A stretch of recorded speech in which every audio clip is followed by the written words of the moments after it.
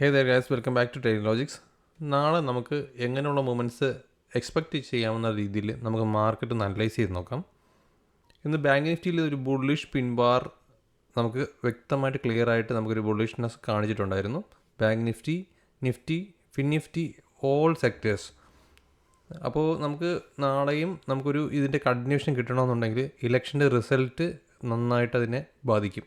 So നമുക്ക് മേജറായിട്ടുള്ള level എന്ന് പറയുന്നത് ബാങ്ക് നിഫ്റ്റിയിൽ ഇന്നത്തെ ക്ലോസ് അത് മാർക്ക് ചെയ്യുക, ഇന്നത്തെ ഹൈ അത് മാർക്ക് ചെയ്യുക, ഇന്നത്തെ ലോ അത് മാർക്ക് ചെയ്യുക.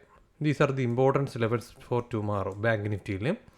അതുപോലെ തന്നെ നിഫ്റ്റിയിൽ നമുക്ക് ബാങ്ക് നിഫ്റ്റി വരച്ചതുപോലെ തന്നെ നമുക്ക് നിഫ്റ്റിയിൽ വരയ്ക്കാം.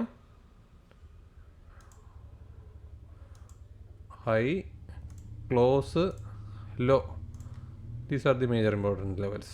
അപ്പോൾ ഫസ്റ്റ് ഹാഫിൽ തന്നെ നല്ലൊരു സെല്ലിംഗ് പ്രഷർ കാണിച്ചിട്ടുണ്ടെങ്കിലും അവിടെ നിന്ന് പതിയെ ബിൽഡപ്പ് ചെയ്ത് മാർക്കറ്റിൽ അപ്പ് സൈഡിലോട്ട് പോകുന്നത് നമുക്ക് കാണാൻ പറ്റിയിട്ടുണ്ട്. അപ്പോൾ പ്രീമിയം നല്ല രീതിക്ക് നമുക്ക് കോൾ സൈഡിൽ ഇപ്പോഴും റൈസായി തന്നെ നിൽപ്പുണ്ട്. നല്ല രീതിക്കുള്ള പ്രീമിയം റൈസ് ആയതുകൊണ്ട് തന്നെ മാർക്കറ്റ് ഒരു റീസൺ എന്തെങ്കിലും റീസൺ നോക്കും അതിനെ മെൽറ്റ് ചെയ്യിപ്പിക്കാനായിട്ട്, സിയിലുള്ള പ്രീമിയം മെൽറ്റ് ചെയ്യിപ്പിക്കാനായിട്ട് ചെറിയൊരു ഡ്രാസ്റ്റിക് ആയിട്ടുള്ള ചെറിയൊരു മൊമെൻറ്റം കൊടുത്താൽ മതി. ഡ്രാസ്റ്റിക്കായിട്ട് അത് ഫാൾ ഔട്ട് ആവും. പ്രീമിയം ഇത്രയും കൂടുതൽ നിൽക്കുന്നത് കൊണ്ട് തന്നെ അപ്സൈഡ് മൂവ്മെൻറ്റും ഡൗൺ സൈഡ് മൂവ്മെൻറ്റും നമുക്ക് പ്രതീക്ഷിക്കാം. സോ യൂണിലാറ്ററൽ മൂവ്മെൻറ്റും നമുക്ക് അങ്ങനെ BJP ആണ് അധികാരത്തിൽ വരികയാണെന്നുണ്ടെങ്കിൽ ക്ലിയർ കട്ടായിട്ട് നമുക്ക് ഒരു അപ്സൈഡ് മൂവ്മെൻറ്റും കണ്ടിന്യൂസ് ആയിട്ട് പ്രതീക്ഷിക്കാൻ സാധിക്കുന്നുണ്ട്.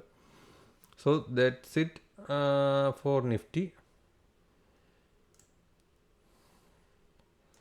ഇത് നിഫ്റ്റിയുടെ കാര്യമാണ്. നമുക്ക് ഫിൻ നിഫ്റ്റി നാളെ എക്സ്പയർ ചെയ്യാനുള്ളത് ഫിൻ നിഫ്റ്റിയാണ്.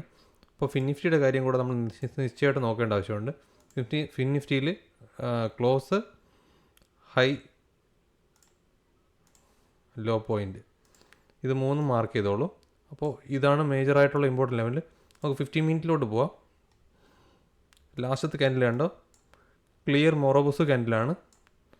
ദാറ്റ് മീൻസ് നല്ല ക്ലിയർ ആയിട്ടുള്ളൊരു ബുള്ളിഷ്നെസ് കാണിക്കുന്നുണ്ട് ഫിൻ നിഫ്റ്റിയിൽ. നമ്മുടെ ഗിഫ്റ്റ് നിഫ്റ്റി ഒന്ന് വാച്ച് ചെയ്യാം. ഇപ്പോൾ ട്രേഡ് നടന്നുകൊണ്ടിരിക്കുകയാണ്. 15 മിനിറ്റ് ആണ്. ഇന്ന് രാവിലെ ഒരു അപ്സൈഡ് മൂവ്മെൻറ്റ് നല്ലോണം തന്നിട്ടുണ്ട്. അവിടെ നിന്ന് ഒരു പ്രോഫിറ്റ് ബുക്ക് ചെയ്ത് താഴോട്ട് പോയി വീണ്ടും അപ്സൈഡിലോട്ട് പോവുകയാണ്.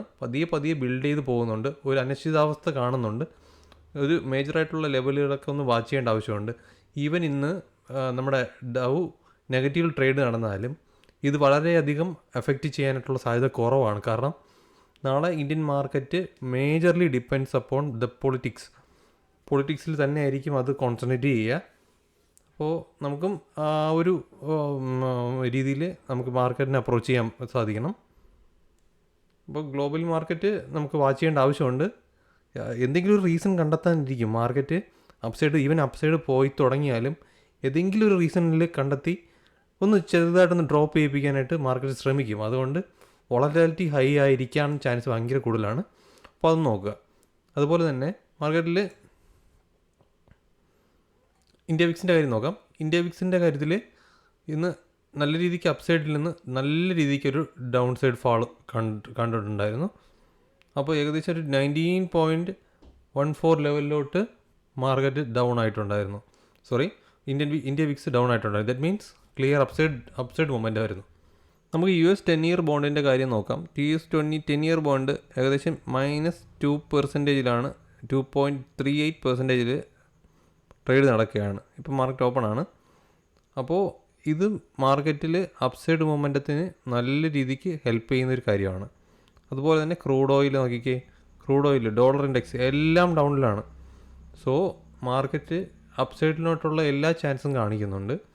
പക്ഷേ ഗ്ലോബൽ മാർക്കറ്റ് നോക്കിക്കേ, ഇപ്പോൾ നല്ല രീതിക്ക് നെഗറ്റീവ് ഫാളാണ് കാണുന്നത്. ഡൗ ജോൺസൊക്കെ 1% അടുപ്പിച്ച് ഡൗണിലാണ്. പക്ഷേ ഇത് നമുക്ക് വാച്ച് ചെയ്യേണ്ട കാര്യമില്ല. ബാക്കിയുള്ള മേജറായിട്ടുള്ള റീസൺസ് എല്ലാം നോക്കുക. നമുക്ക് മാർക്കറ്റിൽ ഏത് ഡയറക്ഷനിലാണോ മാർക്കറ്റ് ട്രേഡ് ചെയ്യുക ആ ഡയറക്ഷനിൽ മാക്സിമം ട്രേഡ് ചെയ്യാൻ നോക്കുക. ഓപ്പോസിറ്റ് ട്രേഡ് എടുക്കുന്നത് മാക്സിമം അവോയ്ഡ് ചെയ്യുക. ആ ഒരു ഡയറക്ഷനിൽ, ആ ഒരു ഫ്ലോയിൽ നമുക്ക് ചെറിയ ട്രേഡുകൾ എടുത്ത് നാളത്തെ കാര്യം നോക്കാം. അപ്പോൾ that's it guys. See you next video. By.